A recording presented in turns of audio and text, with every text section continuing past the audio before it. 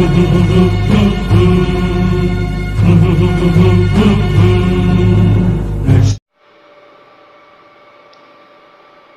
بالله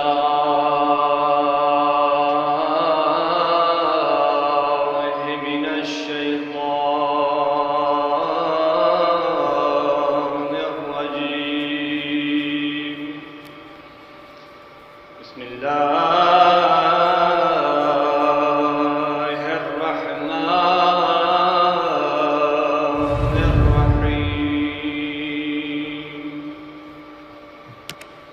الحمد لله رب العالمين،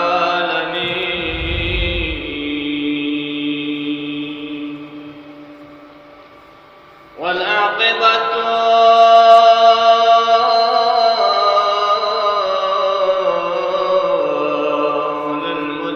للمتقين،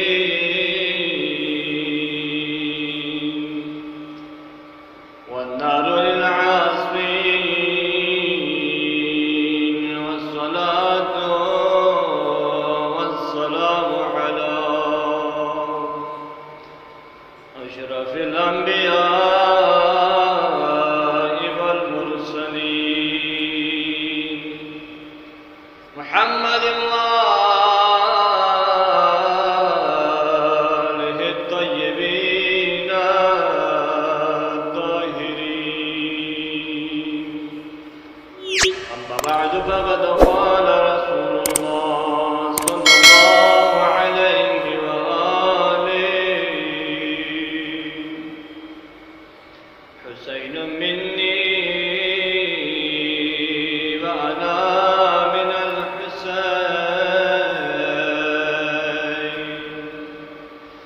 ناظرین اکرام، جیسا کہ آپ لوگوں کے علم میں ہے کہ ہم عزاداری کے خلاف شبہات کا جواب دے رہا ہے، تو اسی حوالے سے آج ایک اور شبہہ جو عزاداری کے خلاف بیان کیا جاتا ہے وہ یہ ہے کہ اکثر مخالفین ہم سے یہ سوال کرتے ہیں کہ کیا عزاداری کرنا، کیا ماتم کرنا، کیا گریہ و زاری کرنا قرآن کی روشنی میں ثابت ہے یا شیعوں نے اپنی طرف سے بنایا؟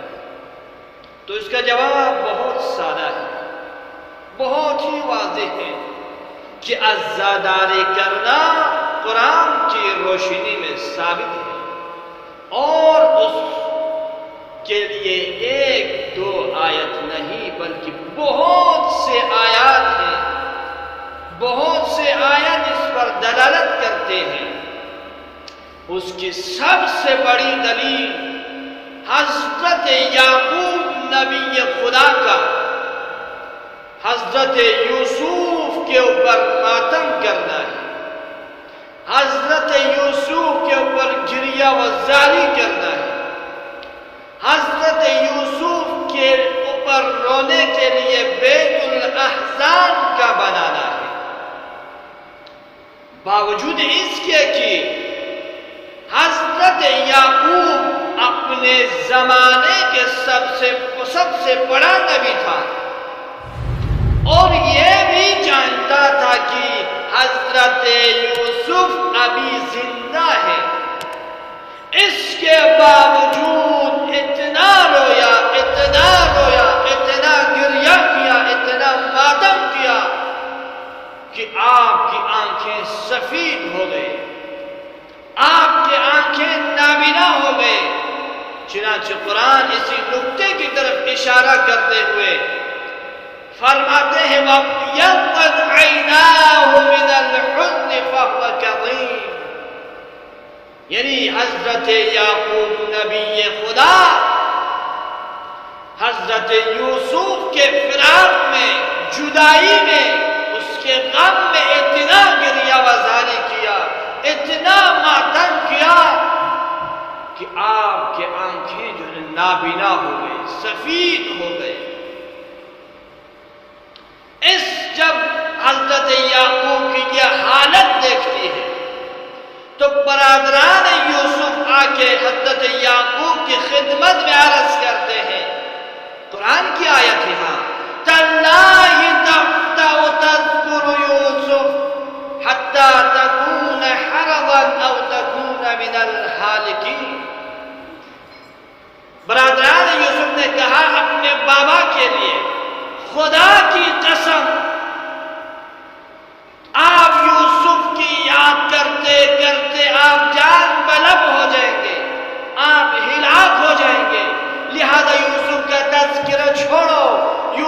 کو بھول جاؤ.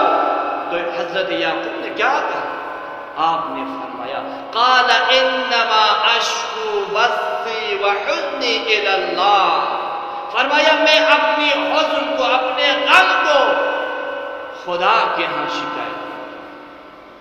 لہذا عزیزان گرامی، ان آیات سے بخوبی واضح ہے کہ اپنے محبوب کے لیے رونا، اپنے عزیز کے لیے رونا، یہ سنت پیغمبران الہی ہے، یہ رحمت کی علامت ہے، یہ رحم دلی کی علامت ہے.